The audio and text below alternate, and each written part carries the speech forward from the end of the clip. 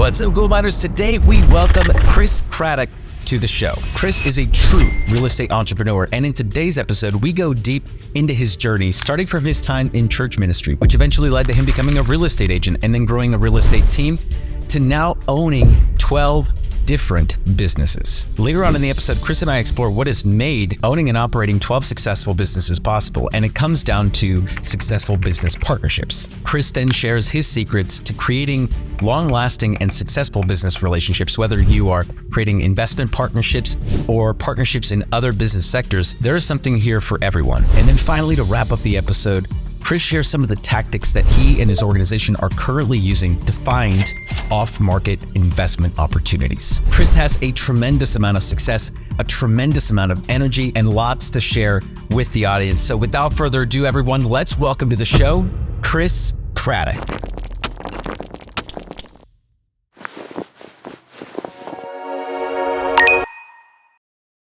Chris, welcome to the Gould Mine. Yo, happy to be here. Thanks, brother.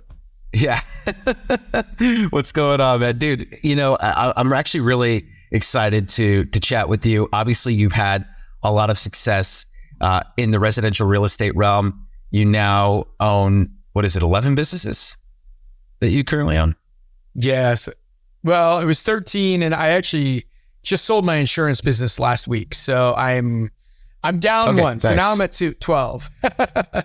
Okay. Although I do have an LOI out to buy a inspection business. That's awesome.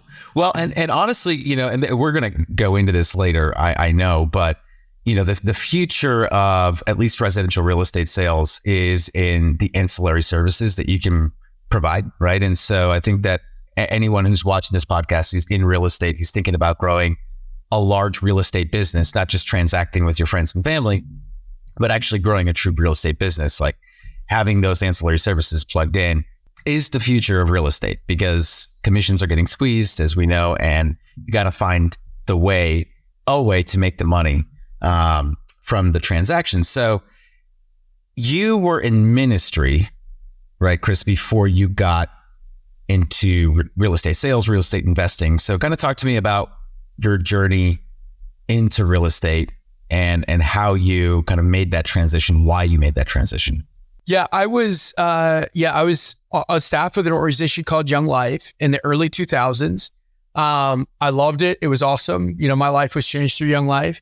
But I made $25,000 a year. So when my wife got pregnant in 2003, I was like, I got to do something because this is not working. And so I went to the library, because it was before Google was the fount of all information, and checked out every book I could find on real estate investing.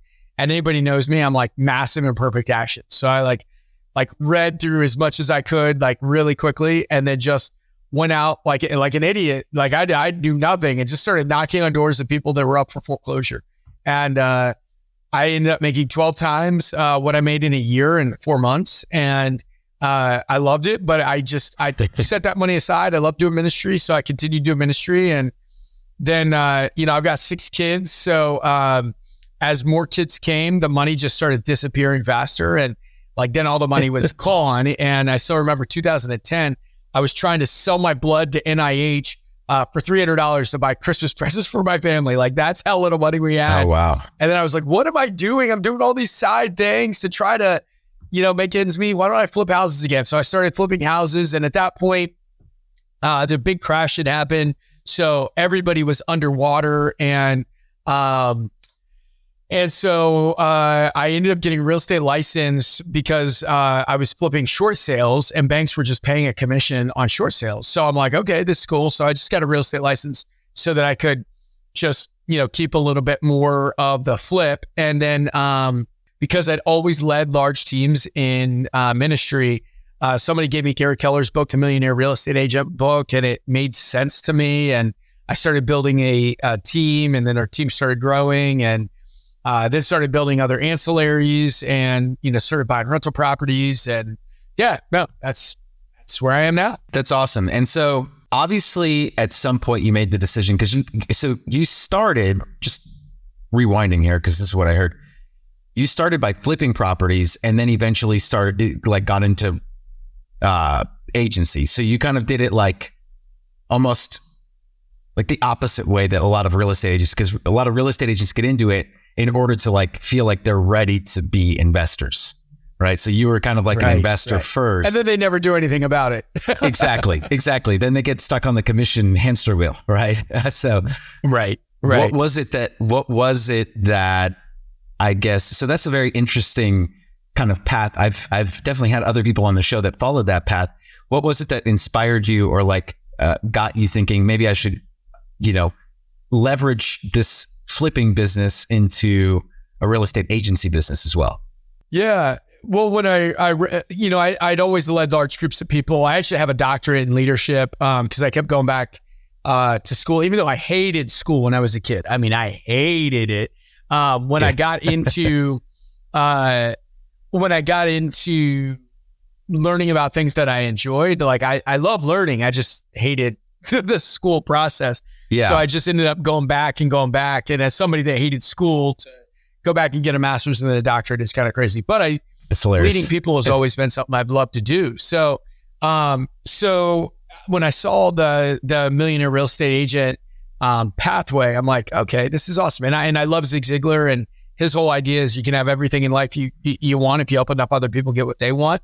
And so the whole idea is like, okay, I was helping clients get what they want.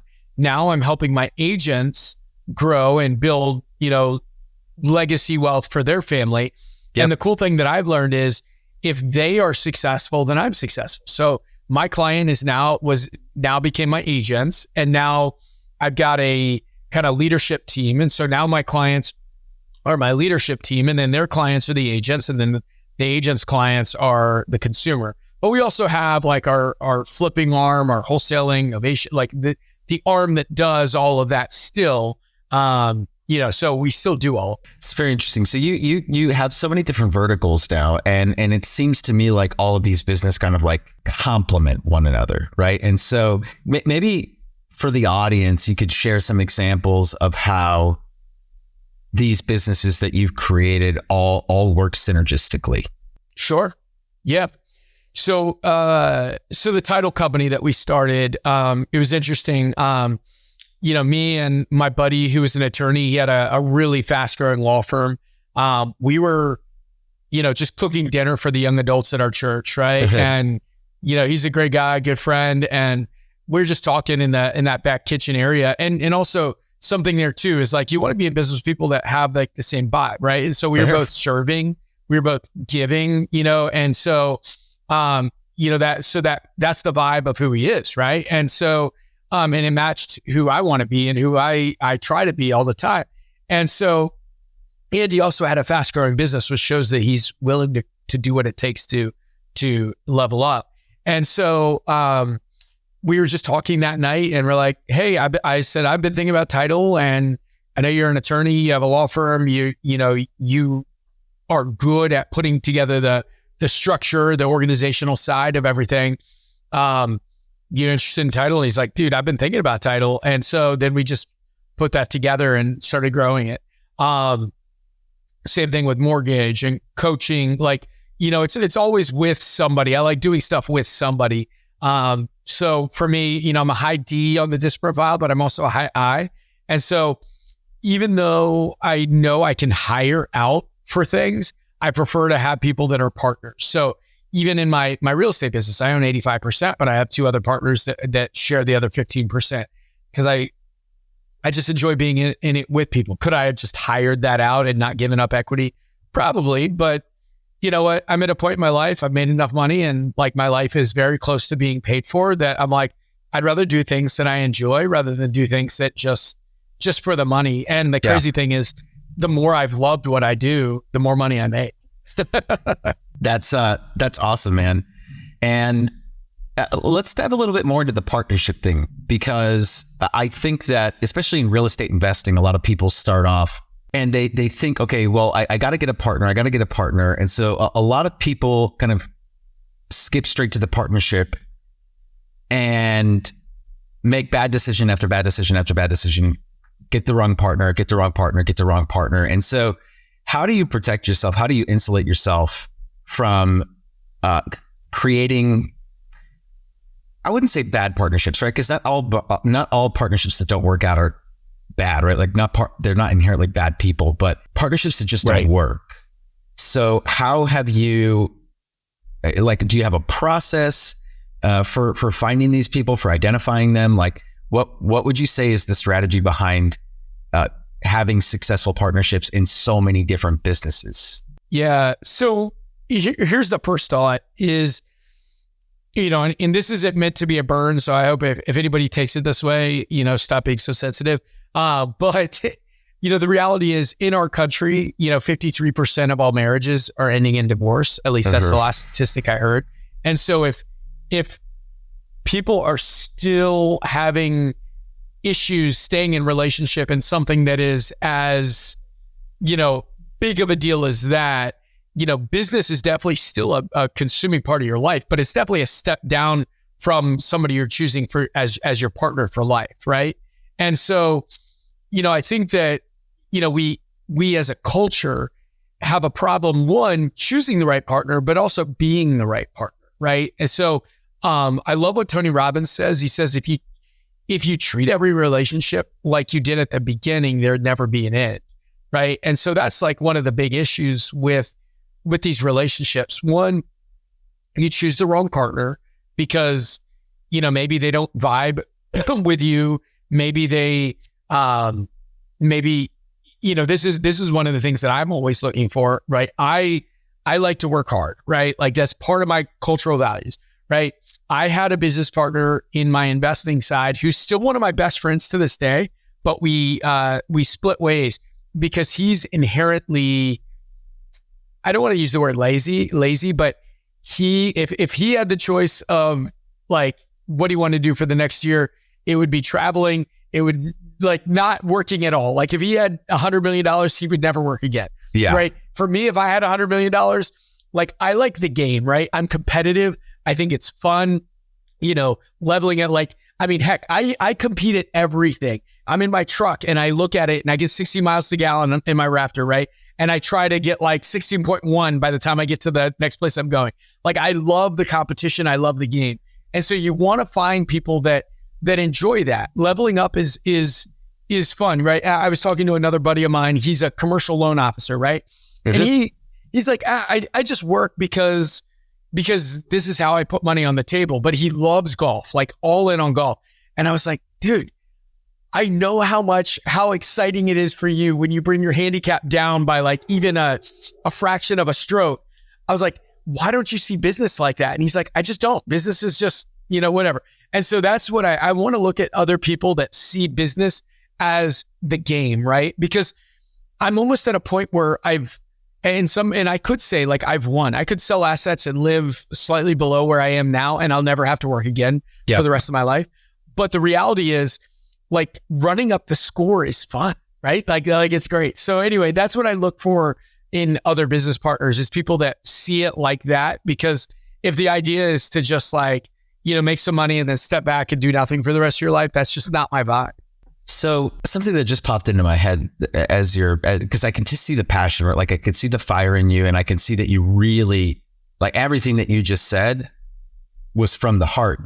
Now, I can't help but think, and maybe this is just my naivete, but at some point in the past, maybe you weren't always wired like this because you were like, ministry seems to me like, yes, you're definitely like, you're giving, but like, it's not about like building like these massive businesses, right? Like it's a different kind of work output. And so I'm wondering like, what was that switch for you, right? Because like, there must've been like a moment, and I don't know if it was like after you got into like real estate, like that competitive juice. Cause like, I know that like sometimes if you're put into the right environment, right, it can trigger something in you that suddenly like elevates your game.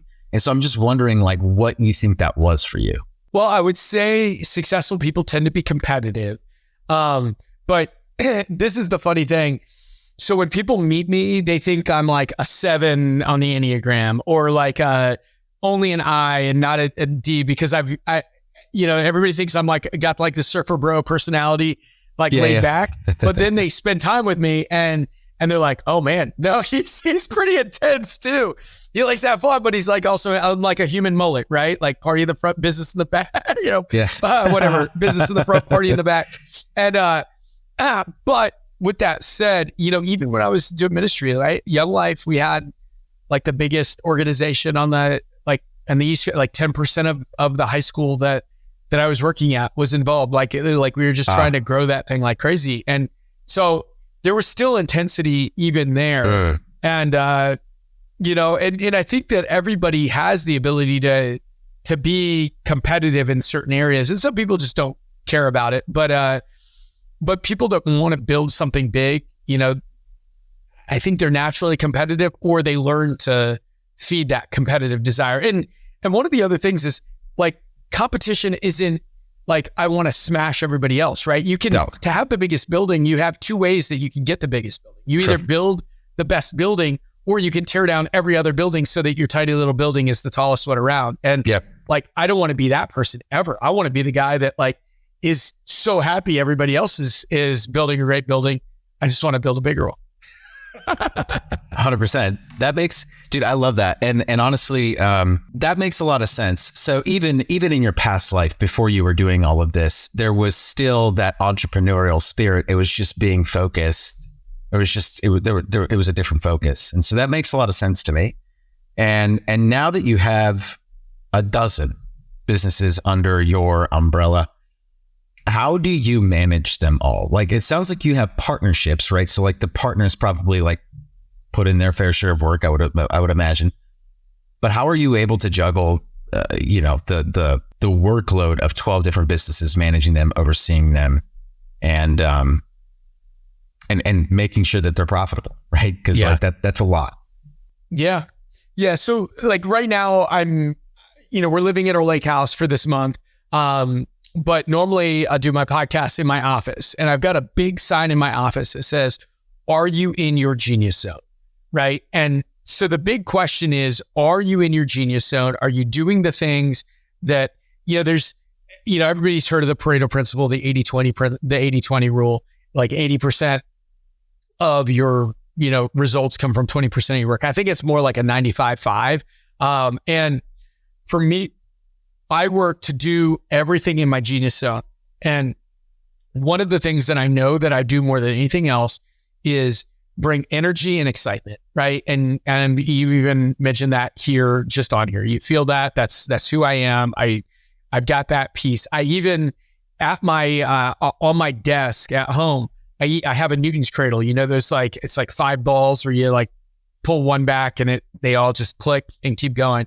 And the reason I have that is every single morning I walk into my office and I pull it back to remind me, this is my job, to add energy and excitement to the people in my world, to encourage the people in my world, right? Like they've entrusted me with their lives and their career. And I need to add energy and excitement to that. But the thing with the Newton's cradle is you pull it back once and it'll keep clicking, but then it'll stop, right? So it's not a one-time thing. Like my job is to continually add energy and excitement. And so as long as I'm doing that, I can make all the business, as long as we have good people in place, right? One of the other things I heard a guy named Ben Kenny say, it's really hard to be a great leader of mediocre people. And so you've got to have great people in your life. And then your job is to encourage them, right? And there's the book, Who Not How, right? We know that you get the right people and then you add encouragement. Now, if you have, just crappy people in your world, no matter how much you're doing, you're never going to be happy. You're going to be banging your head against the wall, just thinking, man, this really sucks. And your life will be terrible if you're in business with bad people. But here's the last thing, Jim Collins talks about this in all of his leadership books, right? Like you're never going to attract high level people if you yourself are not becoming a high level person, right? And so people will not entrust their careers and their life to you if they don't see you personally growing, right? Because they're depending on you to give them a bigger life. Yeah. And that's how I couldn't agree more.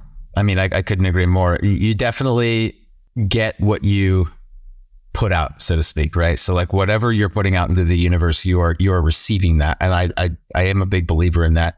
Switching gears here a little bit, Chris. So in terms of building long-term wealth through your investments. What would you say have been the keys to kind of like creating what you would consider now like, hey, like I could retire today, right? If I wanted to and leave a little bit below where I'm at right now. How have you, like, what has that focus been like for you? Like what are the keys to like building that long-term wealth? I've got a good friend of mine, a guy named Tom Kroll, who is just super smart. And one of the things he said, he reminds me of this all the time.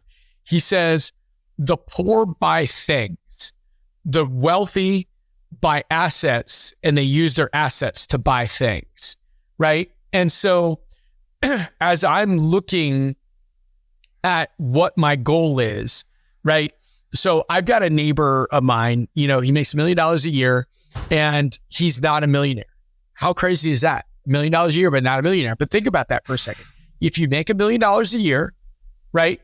50% of that goes to the government, right? Mm-hmm. If you don't create your tax strategy correctly, right? So if you're just on W-2 and you have no assets, you have no tax savings, which by the way, Tax-Free Wealth is one of the best books you'll ever read, ever. It's so good. But 50% goes away. So now he's got $500,000, right? Well, he spends about $35,000 a month on stuff, right? He's $1 million earner. So like his, dinners out and private schools and everything else has gone up, right? So now it's like $150,000 a year is left. Well, every once in a while, he's going to go on nice vacations and other things, like do things with that money. And we know that, we tend to spend, if it's there, people tend to spend it, right? And so that money just disappears. So all of a sudden you'd have to, what is it? Like 6 years of savings in order to just be a millionaire after taxes and life and everything else. If you don't have a tax strategy, right? And so a couple of years ago, we started talking, I moved in the neighborhood, we started talking and now he's buying assets. And I just interviewed somebody on my podcast earlier today who's a W-2 guy, right? And he literally has started buying properties a couple of years ago.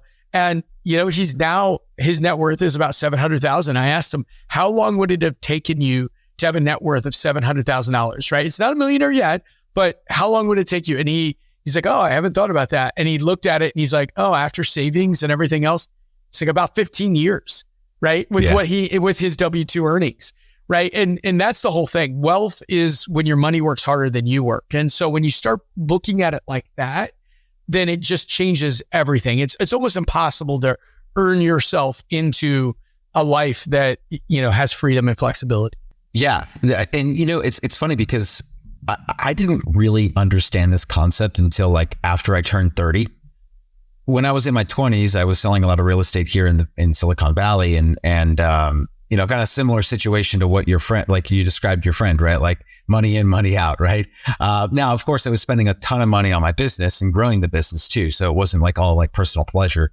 I would say the vast majority of it was like going into back into the business. So in a way, you're buying an asset because you're like building that. But I wouldn't recommend that though. Like going back in time, I would have like set some aside and like put it in other investment vehicles. Now, the ex-CEO of my brokerage at the time always talked about like, the fact that you're never going to get wealthy selling real estate. And he always told me that. He's every time that we would meet, he's like, Dan, you're never going to get wealthy selling real estate. You're never going to get, and I didn't understand what he meant. Right. And I'm like, dude, look at the parking lot, man. You've got, Mercedes, Rolls Royce, Lamborghini, I was like, what are you talking about? These guys are wealthy. But, to that point, it's like, yeah, they're rich, but they're not wealthy. Right. And so like that's the difference. Well, and here's the other crazy thing is the smoke and mirrors of it all, right? Like most of those lives are rented, right? They're all on credit cards like half the time, right? Yep. And, that's the nutty thing when you look at it. I got into this business and I started talking to all these people and I'm taking notes and I'm like, oh my gosh, I guess this is what you have to do, but it sounds so expensive. And then you find out that they make like $5-8 million a year in GCI, but they keep like less than $250,000 a year. You know, there's this one person that when I got into Gary Keller's group, when I was part of Keller Williams, I wanted to be in the top 100 back when it was 100. Now I think it's like the top like 10,000 agents are part of it, that group with Gary. But you know, back when it was like the top 100, that was like a goal. And I got in, and there was this person that was on stage all the time. And as I was talking to that person, I want to be very clear. I don't want to give away who it was. But when I was talking to that person, I was like, man, I'm taking notes. I'm learning. I'm like, this is crazy expensive. But then I found out later that person made no money, like literally like at six figures when their company brought in millions of dollars and everything was on credit cards, swipe, swipe, swipe. And so then you realize it's all smoke and mirrors. And that's what I hate about our business is like, you don't know who you can trust. Right. And so that's where last time I spoke on stage at this event and I was like, listen, and it was at an investor event, you know, where some people were agents. I was like, listen, I'll show you my P&L. I'll show you my net worth. Everybody talks all this stuff. Like we actually are profitable and we make really good money. And like, let me show it to you so that you actually know that you can trust what I'm saying. Cause most people are just like, they have a new scheme every year. Oh, I'm going to make lots of money this year. Oh, we're making millions of dollars. Well, how much are you keeping? Right. And that's actually something that's a really interesting point. And we might have to do a separate podcast on this. The idea of, you know, these mega producers who really, you know, they're the ones giving the advice, but their margins are absolute trash. And it's like, yeah, you're basically, you know, you're basically running a nonprofit at that point. And so, yeah, of course you're doing all that business because you don't have any money left at the end of the day. Right. So it's an interesting idea, or not idea, but it's like, it's an interesting topic, right? Like the topic of who can you trust in this business and who actually is profitable and who has the highest profit margins, who has the most take home as opposed to like who has the highest top line, because those are not equivalent a lot of the time. And it's something that not a lot of people, I think, really realize. Right. Yeah. I mean, and you even listen to Grant Cardone, right? Like Grant Cardone will just be like, just raise your top line. The bottom line will take care of itself. That's not true. It's just not true. Yeah. And I don't, like, some people hate on Grant. Like, I don't hate on him. I actually respect, you know, like how he's like just trying to go big. Like, I think that's fine. But like the bottom line does not take care of itself. Yeah. No, 100%. And you have to be really careful with expenses. I mean, especially in a market like we're in right now, right? Where cost of goods are going up, right? Cost of labor is going up. So you have all of these expenses that are going up. And to just assume that like, okay, if I raise my top line, like everything will take care of itself. Well, not so fast, because expenses might be increasing at a faster rate than your top line revenue. In fact, like in the hotel world, this is something that was very, very interesting. I believe it was CBRE came out with a report last year that RevPAR, the revenue per available room, had gone up, but overall margins for hotels across the country had come down. And so the only explanation was, hey, even though we've broken the ceiling, so to speak, on the revenue that hotels are generating, they're still making less money than they were before or the year before, because expenses has gone up that much more. And so it's the same idea, right? Like, expenses are something that you absolutely have to track, because if you don't, you're going to get burned. You're going to get burned, and you have to control costs at all times, but especially in the market that we're in right now. So absolutely. Could not agree more. So, Chris, for real estate professionals, it sounds like, people come, they join your team.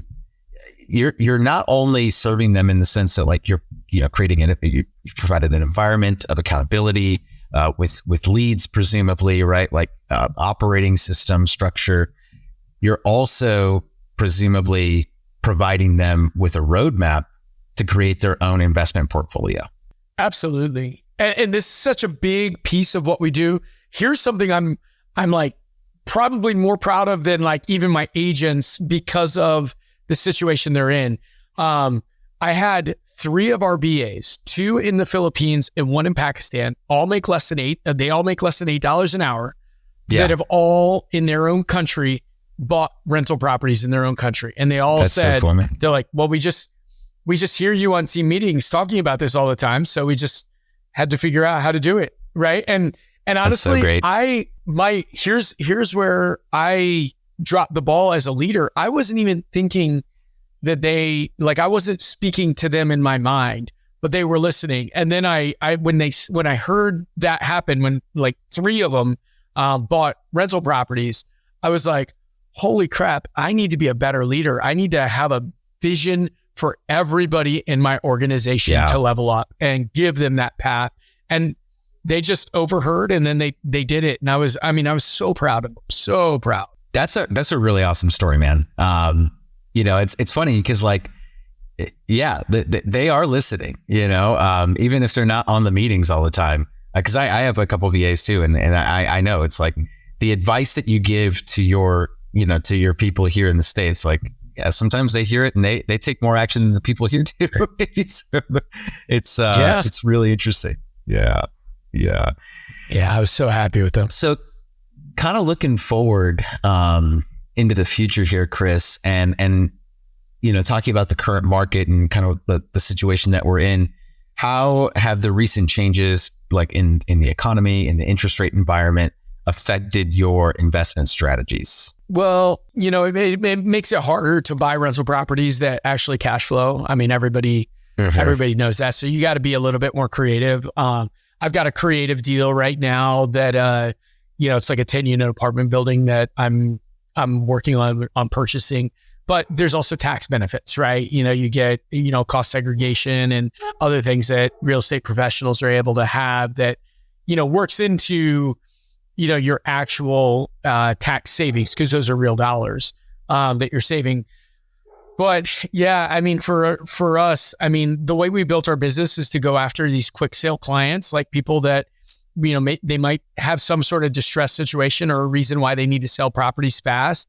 And they're the ones that are more likely to trade speed, convenience, and certainty for a lower price point, which gives us opportunities, right? And so we can either buy, and my whole idea is buy the best and either wholesale or list the rest, right? And so, that's kind of the way that I'm looking at it, is I just get opportunities there, and it gives our team, so I can cherry pick the best ones. We can list the ones that are not or flip the ones that are not the best, and then list all the rest of them. And then those listings turn into buyer opportunities as well through open houses and through sign calls and everything else. Sure. And so that's how we built our whole business around that whole model. So let's get tactical here for a second then. When it comes to, and that makes perfect sense. So when it comes to sourcing these opportunities, what are the main prospecting methods? What are the main lead generation methods? Are you doing mailers? Are you doing outbound, calls, texts, whatever? How are you going about sourcing these? And are there any sort of novel tactics that you use as well? Yeah. So there's a handful of things that we do. So one, we've got about 24,000 seller leads, people that have raised their hands over the last 7 years and said they're interested.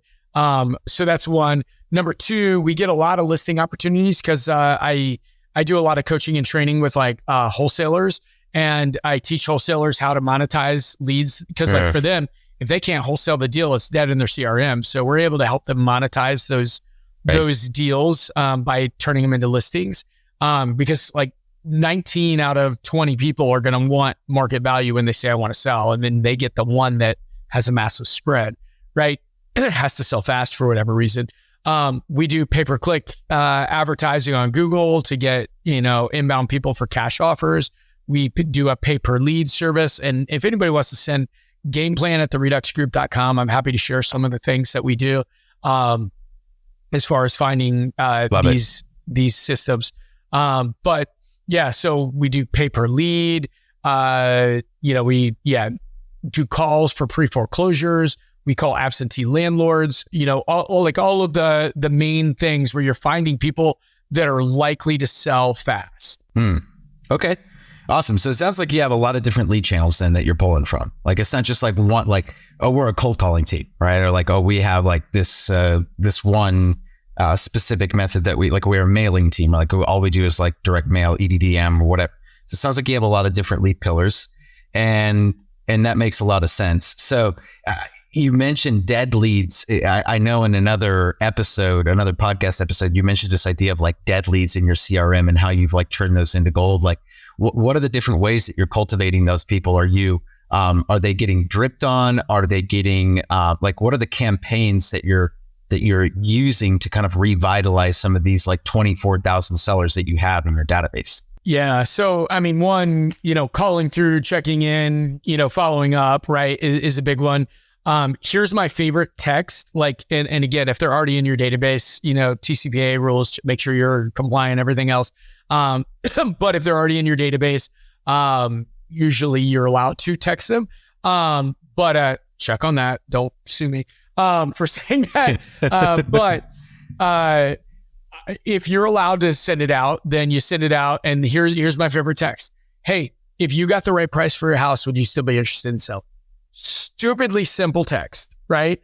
And so many people, like, you send out that to 20,000 people or 10,000 people or even like 300 people, you're going to get so many people that raise their hand and say, yeah, if I got the right price, sure. What are you offering? Right? And then you've started a conversation with somebody that's open to it.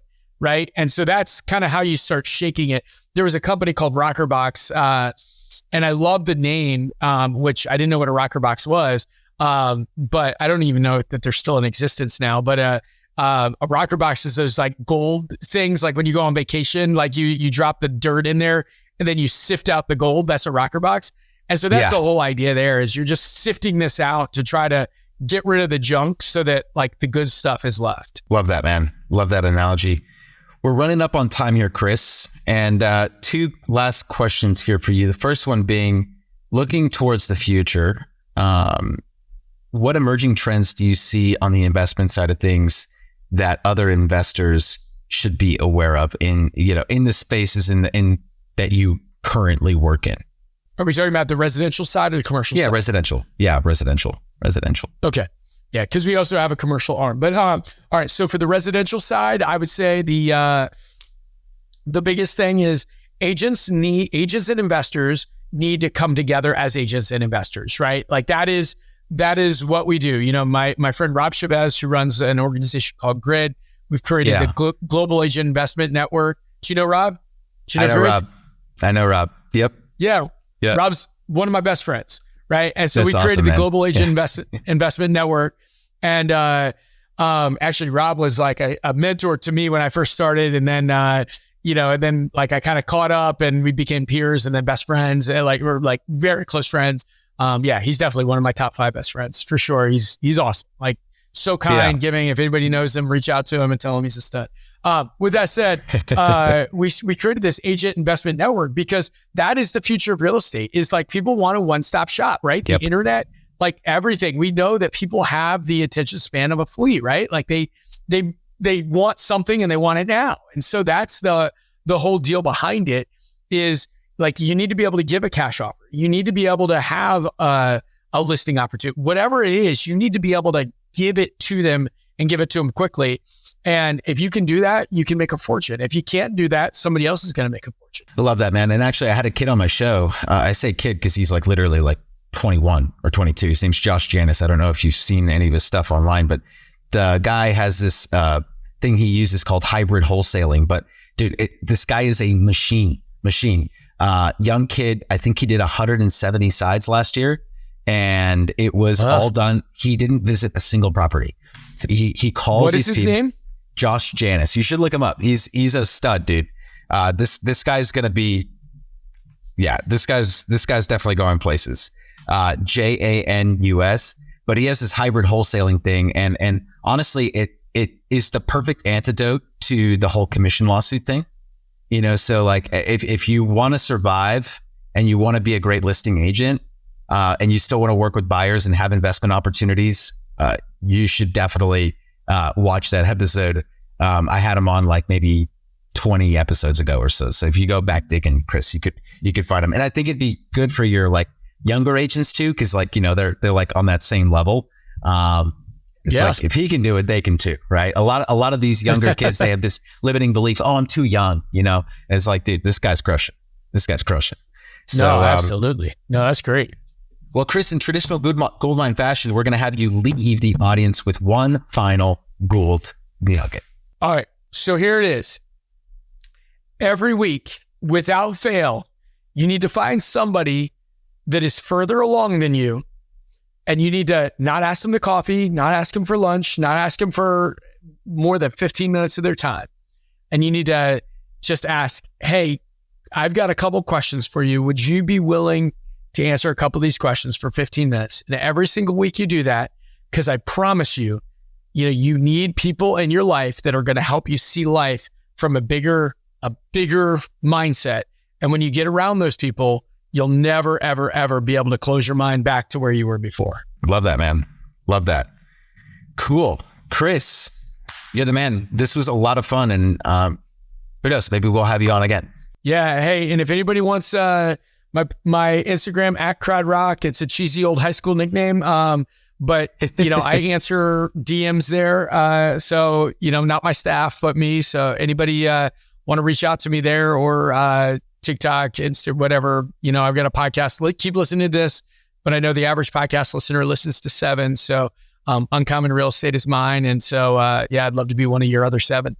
Love it, Chris. And we will have all of those down in the show notes, down in the description below. So all those links you'll be able to find there. Chris, you're the man. Thank you so much. This is awesome. Awesome, dude.